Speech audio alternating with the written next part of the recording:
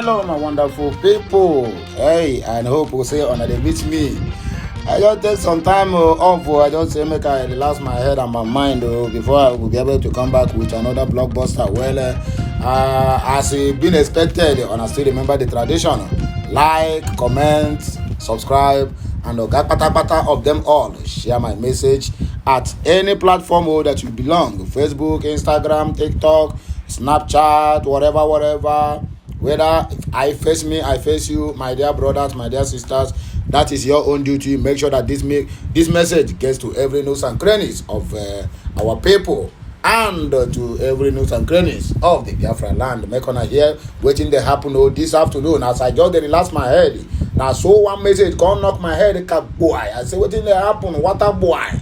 Who be this? Where they knock me out from? Where they saw make I relax my head? He can't be saying IFEANYI Ejiofor. I be saying in name. Yes, IFEANYI Ejiofor. He don't carry bubunga waka. Come out to come they accuse Simon Ekpa. They call him a lot of names. He even call him say Simon Ekpa. He call him a serial fraudster. Saying they use IPOB names. IPOB name. They use Nnamdi Kanu head and also the ESN. Come they defraud all the Igbos and IPOB. Where they for we Obodo Naija.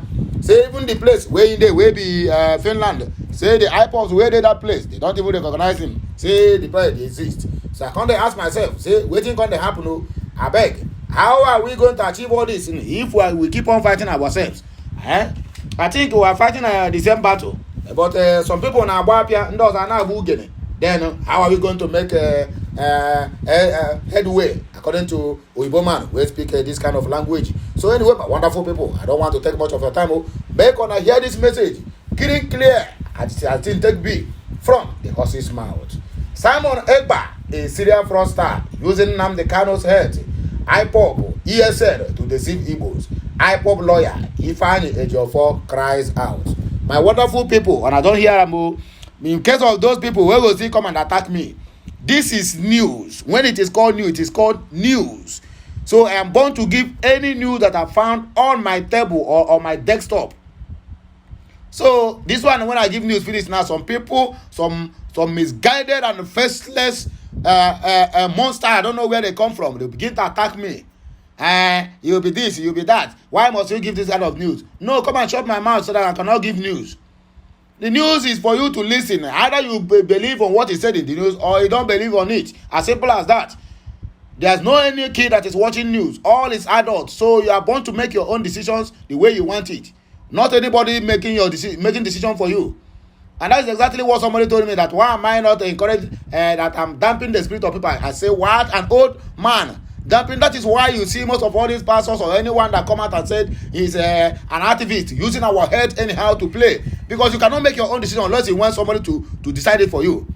Exactly the same thing that is happening in the churches in Nigeria. Imagine a pastor who divorced his wife will turn himself as a marriage counselor, and people will be going to that when he comes and say this one is my daddy Gio, my daddy Gio.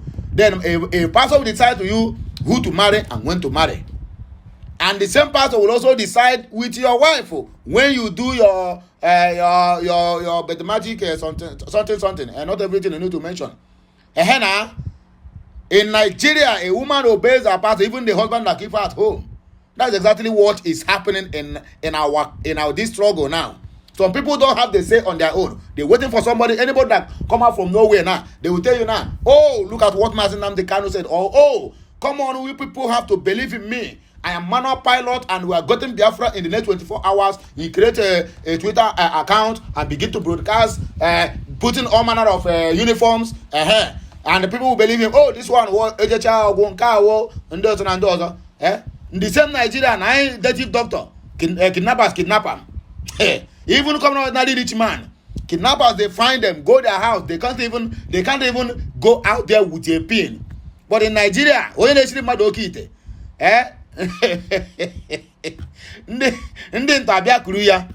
he still come out to people are celebrating him. I don't say that they should not celebrate him. I don't say that they should kill him. I beg, that is not what I mean. For you, so that you people will not misinterpret what I said.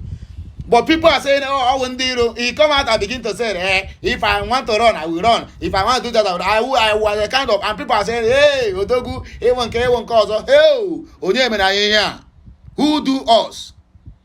A native doctor cannot even do medicine, or even ordinary, even if now, no matter how small it is, give to his own bodyguard so that they will not die. People are still following him, paying 1.5 million naira for Okite. Although Ndibo, the most educated illiterate we have in the wide whole world, all Ndibo now, we claim to be wise, but our wisdom, my brother, always equals to none. Let me not use a bad language that will disqualify my people.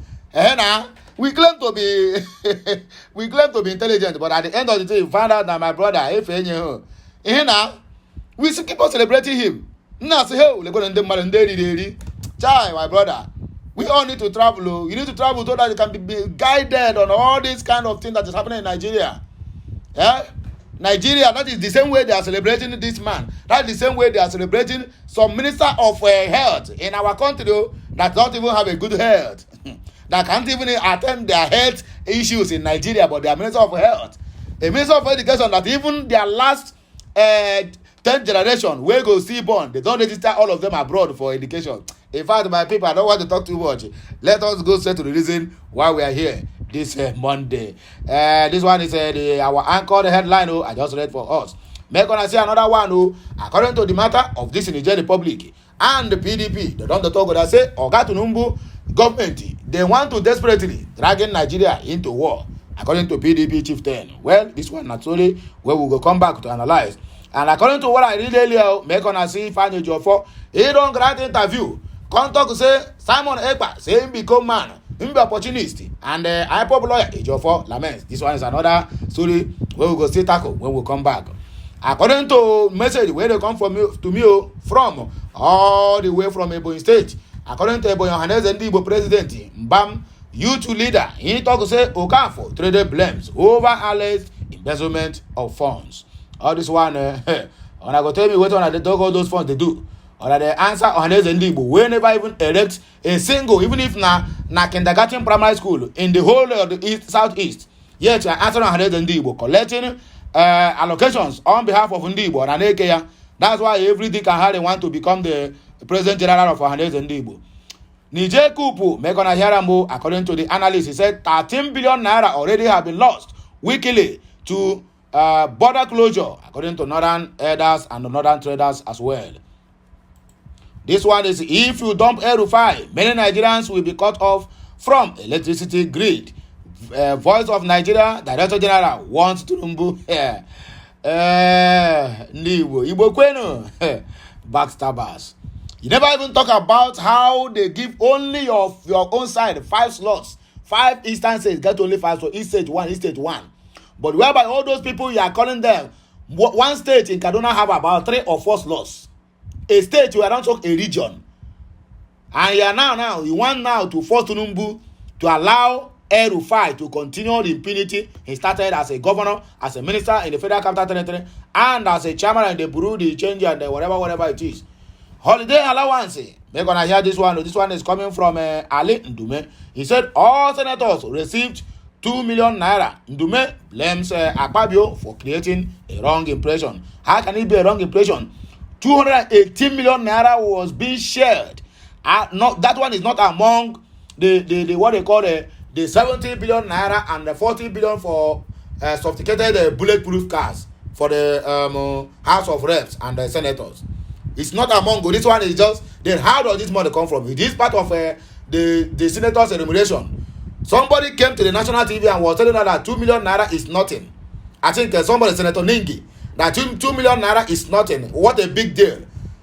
Why you people have been deliberating to give 8,000 naira to how many families for complete good 1 month? Like 8,000 naira they go chop. Then just come and go holidays for 1 week. Come back. He said 2 million naira. What a big deal. That means you are expecting to be received 200 million naira. Hell, Owankata. Anyway, let us proceed. Those faceless persons have deceived you. ADC mocks Dino Malaye. He don't come again, oh. Okay, let us continue. Okay, in short, my wonderful people, let us go to the reason why we are here. I don't want to say this news. I want to make it a very brief so that it will enable you understand the lyric of the message and what is being said there and what you need to do. Share, like, comment, and also subscribe. Omena Ngwanon Aga Karabido IFEANYI Ejiofor, the lead counsel of Nnamdi Kanu, leader of the indigenous people of Biafra, IPOB, has described Finland-based Biafra agitator, where his name is Simon Ekpa, as a serial fraudster. Ejiofor made the remark while noting that Ekpa was not in position to speak on Kanu's health condition. I said it the other day. How many people have Ekpa sent to what they call it, DSS, to visit Nnamdi Kanu? What were the results and what were the findings? How many times have you, even if na akara bread, have you sent to Nnamdi Kanu, but you are collecting money on behalf of Nnamdi Kanu, all in the name of we want to get a referendum in exile? I think very soon all of us have to look for a way to move to Finland. It seems like Finland give us some portion of land there so that we can become our own, where we can create our own government and continue with our lives, because that's exactly what I'm saying. Ejiofor made a remark while noting that Ekpa was not in a position to speak on Nnamdi Kanu's health condition. Ekpa had said Kanu may die in the custody of the Department of State Service, DSS, while he never even visited him. He never speak to him one-on-one. Then how do you know? It seems like that is the prayer of that young man for Nnamdi Kanu to buy inside in the DSS dungeon. Kanu has been in the DSS facility since June of 2021, when he was arrested and subjected to extraordinary rendition from Kenya to Nigeria. Despite the appeal court ordering his release after discharging and acquitting him of terrorism charges, the Nigerian government has refused to grant him freedom. But Ekpa had claimed that Kanu's health was deteriorating and that he may die if nothing is done fast. Reacting, Ejiofor accused Ekpa of using Kanu's name to deceive unsuspecting Igbos. A statement by Ejiofor said, "This serial fraudster, Simon Ekpa, is not in any position to speak on the medical health condition of Onyendu Mazi Nnamdi Kanu." In a bid to play on the emotions of Biafrans and exploit the genuine love they have for Mazi Nnamdi Kanu, the criminal or the crime personified in Finland quickly resorted to the use of the revered name of Mazi Nnamdi Kanu in his latest failed scheme to keep his remaining gullible followers busy. Unfortunately, some people who ought to have learned much about this conman are busy running with a false story, which is a product of the evil imagination of a sick and deprived mind. The serial fraudster in Finland is a crime against humanity and a weapon fashioned against the entire Igbo race, and should be treated as such, according to IFEANYI Ejiofor. Tinubu government are desperately dragging Nigeria into war, PDP laments. The People's Democratic Party, PDP, has accused Bola Ahmed Tinubu-led federal government of desperately dragging Nigeria into war for ulterior motives. The Olobunaba, PDP spokesman, said the projected war with the Niger Republic was heightening the tension in Nigeria. A statement by Olugunaba said the APC was trying to plunge Nigeria into a state of war by dragging our military into a needless conflict with Niger Republic. According to him, the PDP observers that the insistence of the APC administration to drag Nigeria or draft Nigerian soldiers into Niger Republic in defiance to the disapproval by the National Assembly and Nigerians across board validates apprehensions in the public domain of ulterior motives by the Tinubu-led APC to import crisis and destabilize our nation for political reasons. While the PDP frowns at unconstitutional change of government in any part of the world, our party holds that the situation in Niger Republic does not warrant any external peacekeeping effort and does not constitute any threat whatsoever to our national interests to justify committing our already overstretched ministry to harm's way in a needless war. In a war that can never benefit us any single thing. We are not fighting there for uranium or whatever it's being called. the Westerners are the one pushing Tinubu into what he's doing today. He don't have control or say of his own, according to the news. The insistence of the APC government to go war in Niger Republic is already heightening tensions in Nigeria. There are insinuations in the public that the APC is only desperate to deploy Nigerian military to Niger Republic so as to provoke possible external aggression from that country, thereby orchestrating a situation for the declaration of state of emergency in Nigeria, with a tendency to cripple the judicial process on the 2023 presidential election and divert attention from the hardship the APC has fostered on the nation in the last 2 months. Simon Ekpa, a conman, opportunist, and a serial fraudster, according to IPOB lawyer Ejiofor. IFEANYI Ejiofor, counsel to Nnamdi Kanu, leader of the indigenous people of Biafra, IPOB, has slammed Simon Ekpa, the Finland-based self-acclaimed Prime Minister of the Biafran Republic government in exile, describing him as a conman and opportunist, exploiting the vacuum caused by Kanu's incarceration to pursue his selfish agenda. He added that Ekpa's agenda runs contrary to the beliefs of Nnamdi Kanu. Wait, let me pause here, and I need to drop one thing now. I want you people to take a closer look on what is happening between Nnamdi Kanu, Ejiofor, and Ekpa. These two people are lawyers, and they know what is happening. They know their secrets. They know every damn thing that is happening between in the Biafran struggle. Ekpa know that this man knows what he's doing, and this man knows that Ekpa knows what he's doing. So two of them, they are at loggerheads of who will bow. To keep the record straight, Simon Ekpa know that this man knows his secret, and Ekpa on his own knows the secret of this alloy, IFEANYI Ejiofor. So this fight now, they are just trying to let us know that everything that Ekpa has been telling us is lie, and the same thing that everything that Ejiofor is telling us is also a lie.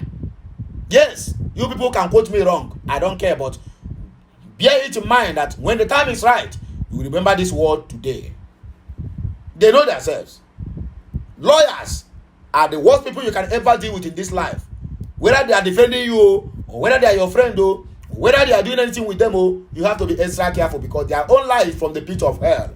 That is why no lawyer will ever make heaven, even if there is any. I tell you the simple truth. So Ekpa will devise every means of humanly possible to make sure that he keep on deceiving the gullibles. And I believe on that word, deceiving the gullibles. A lawyer can come up with any other thing, anything that he feel like. Government, Biafran government, Biafran Republic of government in exile. How?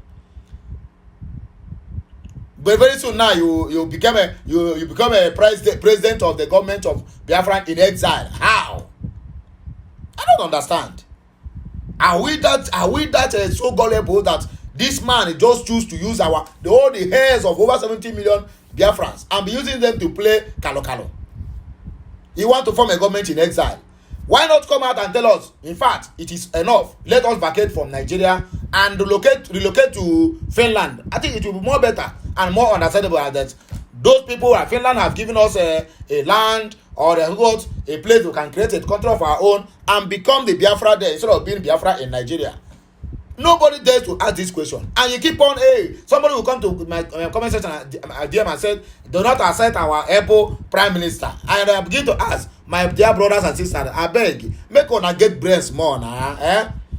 That is say that Igbo for ego nanya, but this one now is matter of ego. This one they are for you of ego and him from nanya, using it for his own personal needs. Look at that, but he look like a haggard that is Akona. Now phone customer for over a year. Immediately, Nnamdi Kanu get issue.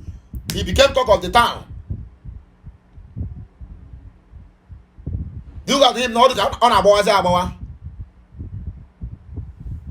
It's all right. We move. In this exclusive interview with Daily Post, Ejiofor affirmed that Nnamdi Kanu is not in support of the incidents at home orders and wanton destruction of people's livelihood in the southeast. He also gave an update on Kanu's case and on other issues. Experts. Their argument is misconceived and holds no water. Simply, how can it make sense when Martin Nnamdi Kanu, whom you are purportedly sitting at home for, has given a direct order that you should stop because he doesn't like that strategy? However, I want to clarify again that Martin Nnamdi Kanu has totally cancelled sit at home. This is because it is a dead strategy. Nnamdi Kanu didn't start saying this today. This message has been on for almost 2 years. The first time this sit at home was suggested by the DOS, he instructed me to tell them that they should cancel it.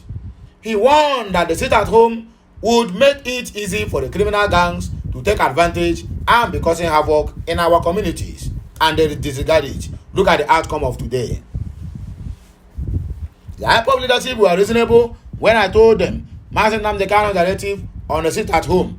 They understood the point he was making and consequently proceeded to cancel it.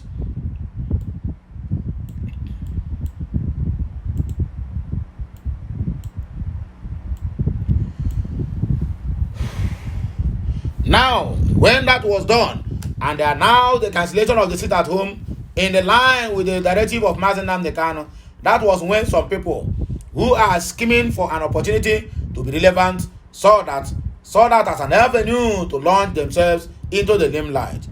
They started dishing out contrary orders that sit at home must continue. They came out throwing insults and threats that made gullible people believe they are true and have the interest of Martin Nnamdi Kanu at heart. But unknown to them, the man or the man spearheading the sit at home is on a different project. He has his own ideology, plans and agenda, which is fundamentally different from whatever you think he is pursuing. Martin Nnamdi Kanu has consistently relayed messages telling people that they should stop sit at home over his case. At one point, he was forced to say something in court where he clearly said he wants Southeast to be calm and peaceful. He explained that the suffering he is passing through is to liberate the Igbos. He said it clearly, under no duress or at gunpoint. He also went on to send a handwritten note directly to the person anchoring the sit at home, telling him that sit at home orders and the enforcement should not be done for this sake. How can you match the agenda of Martin Nnamdi Kanu that is being detained and subjected to intense psychological trauma so that his people can be liberated with people that go about kidnapping, killing, and cannibalizing innocent people? The answer is that these gangs enforcing sit at home are not for Martin Nnamdi Kanu's interest and ideology. But as a member of Martin Nnamdi Kanu's legal team, has this sit at home had any impact on the federal government at all? This is the question and answer. Sit at home has not been effective and will never make the federal government do anything for Martin Nnamdi Kanu. In fact, I can assure you that the government and the DSS are even happy with the hostility going on the southeast, because I have reason to believe that this criminal in Finland ordering sit at home is being armed, supported, and funded by government of the day. For example, in Imo State today, we have various communities that have been taken over by these criminals. These communities are known to the government, but instead of the government deploying forces to go there, they instead go after arresting innocent passers-by. I can confirm to you that they are killing and arresting innocent people in the east and bringing them to Abuja, all in their hundreds and thousands. I have a friend of mine who lost his elder sister, and I called him to confirm when they have fixed the burial. He told me that the in-laws are waiting to get permission from the gangs operating in the community. These criminals are the ones that now tell people the date, time for their burial, the number of guests they should invite, and the time all the guests must leave the community. This is the situation in many parts of Imo and Anambra, and you have governors there who claim to be fighting insecurity. But now, the new directive is that the government should go out to fish out these criminals and deal with them accordingly. As far as I am concerned, sit at home has no impact whatsoever in the matter we are having in court as of today. What we have now are criminals destroying communities, all in the name of Nnamdi Kanu. What that shows is that they have nothing to do with the Biafra struggle. And we have said this countless times that Simon Ekpa is not with IPOB. He is just an opportunist who saw the vacuum created by the temporal exit of Nnamdi Kanu as an opportunity to come into the limelight. And his activities of late will show you that he is pursuing his own different agenda. I noticed that he is a conman right from the early days, but many gullible people thought he was working for Nnamdi Kanu until at some point it now became clear to everybody. Now everybody can see how he's destroying the southeast with his sit-at-home orders and enforcement, and I can assure you that 99.9% of the people calling for Nnamdi Kanu release are doing so because they are convinced that he was not indulging in criminal activities. What is the update of Nnamdi Kanu's case?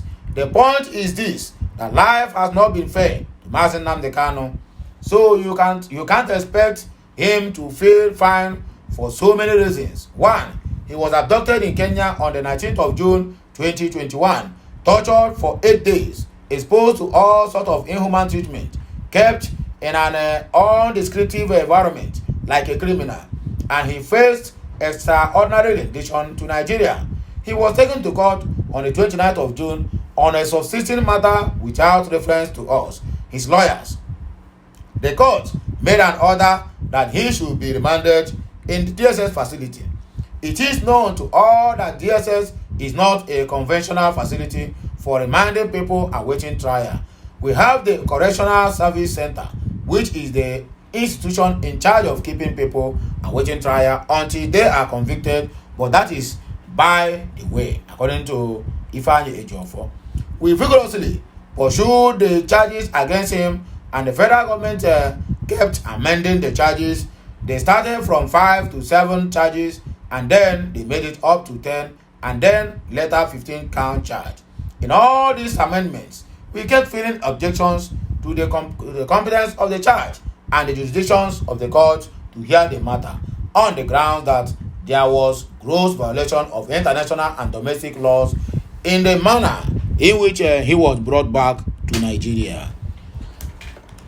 2. The offenses disclosed in the charge profiled against him have no true evidence backing them up. These are grounds upon which we object to the charges against Nnamdi Kanu. The last charge is the 15-count charge, and the court had our objection to the charge and eventually struck out many of the 15-count charges, leaving the remaining 7. We took the 7 to the Court of Appeal, and on the 13th of October 2022, the court delivered judgment, and consequently, they struck out the remaining charges. The court did not only discharge Nnamdi Kanu 7-count charges, but it is also made a far-reaching pronouncement in the judgment, ordering the government to release him unconditionally and to stop prosecuting him, detaining or subjecting Nnamdi Kanu to any form of criminal indictment or trial before any court in Nigeria again. This order was served on the government, and to date, they have not complied with that court order. Instead, the federal government went to file an application before the same Court of Appeal to stay the execution of the judgment delivered. We objected because that sort of application is not keen or is not known to law. Normally, if you want to appeal the judgment of the Court of Appeal, you take it up to the Supreme Court. But another set of judges at the Court of Appeal sat on the application, and on the 18th of October 2022 delivered a ruling staying the execution of the judgment made by the same Court of Appeal. Again, the federal government proceeded to the Supreme Court to challenge the Court of Appeal ruling. We have also filed an appeal against that order, saying the execution of the order granted by the Court of Appeal. So we have 3 different appeals pending before the Supreme Court, and the court has set down the matter for a definite hearing in September 14. How was this whole situation affected Nnamdi Kanu in DSS detention? You can understand that he is emotionally traumatized. He is in solitary confinement where he has no access to no human beings. They have continued to violate his rights, more so when a court of competent jurisdictions have freed him, but instead of complying with that order, the government went further to appeal against it. We are not against federal government appealing the judgment, but they should have complied with the directive order of the Court of Appeal that ordered you to let him go, so he is not happy at all. And we, his lawyers, representing him, are not impressed with the manner in which the federal government is treating court orders with the levity and impunity. It shows that they have no respect for the rule of law and the constitutional democracy. However, he won't take laws into our hands, or we won't take laws into our hands. We are hoping that the final court of the land will grant us justice come September 14, 2023. Ebonyi Ohanaeze President Mbam Youth Leader Okafor trade blames over alleged embezzlement of funds. Ebonyi State President of Ohanaeze Ndigbo, Mr. Peter Mba, and the National Youth Leader of Ohanaeze Ndigbo, Dr. Damian Okafor, are trading blames over the alleged embezzlement of 5 million naira meant for the youths. It was gathered that the said sum was a donation from the state government to support the activities of Ohanaeze Ndigbo Youth Wing, but was allegedly hijacked by the same persons. Daily Post reported that Okafor had earlier petitioned the Public Complainants and Anti-Corruption Commission, Ebonyi State Chapter, to probe Mbam on the alleged diversion of the said money. The petition, which was made available to newsmen in Abakaliki, capital of Ebonyi State, was titled "Request to Probe into the Missing Fund of the National Youth Wing of Ohanaeze Ndigbo in the position of Peter Mbam." It was addressed to the chairman of the PCACC, urging him to do what? To make Mbam to account for the 5 million naira belonging to the National Youth Wing of Ohanaeze Ndigbo, allegedly in his possessions. But Mbam, who spoke with Daily Post on Saturday, denied knowledge of such embezzlement and cautioned Okafor to shun the attitude of attempting to destroy people's image and reputations. Mbam, who disowned Okafor, said, "I was surprised and very shocked to hear such an allegation. In the first place, Damian Okafor is not part of us and has nothing to do with us here. In the state, he belongs to the national body of Ohanaeze Ndigbo. He has been embroiled in controversy since he was inaugurated as the National Youth Leader of Ohanaeze Ndigbo on the 20th of August 2021. And on the 26th of September, barely 6 months after his inauguration, he was suspended for embezzlement of funds belonging to the youth and for incompetence." Mbam lamented that he fought to reinstate Okafor as the National Youth Leader of Ohanaeze Ndigbo, only to be paid back with evil, according to this our able young man. The last but not the least, 13 billion naira lost weekly to border closure, according to northern traders and northern elders. Northern traders have decried the loss of 13 billion naira weekly in revenue owing to the closure of borders in the region over the Niger coup. Ibrahim Danda Kata, the chairman of the Arewa Economic Forum, disclosed this on Sunday. According to him, informal trading in livestock and food items within 7 northern states bordering Niger is worth 177 billion naira. He said the closure of the borders in the northern region and substantial economic impact on the livelihood of Nigerians. Danda Kata urged the federal government to open the Maje-Ilo border in Kebbi to allow traders to bring goods to the country. since the order by the president to close all the borders with the Niger Republic following the announcement of the coup. The consequences have been enormous. Northern traders lose 13 billion naira weekly, he said. Daily Post record that is part of the Economic Community of West African States, ECOWAS, position over the refusal of the Niger military junta to restore democracy. Members impose economic sanctions on the country, including land borders closure. So my good people of Biafra, and here we go take do what? Here we go take bar break. Until I hear my voice again, I still remain Okute Daily Talk. Do me a favor, please subscribe to my channel, like this message, comment on it, and remember, the of them all. Make sure you share this message to your pals, to your family and friends, to your colleagues in the office, and also to every platform you belong. You get why. Anyway, now here I go take back break. Until you hear my voice again, I still remain Okute Daily Talk. Make gonna enjoy this one. Bye for now. Kemesiano.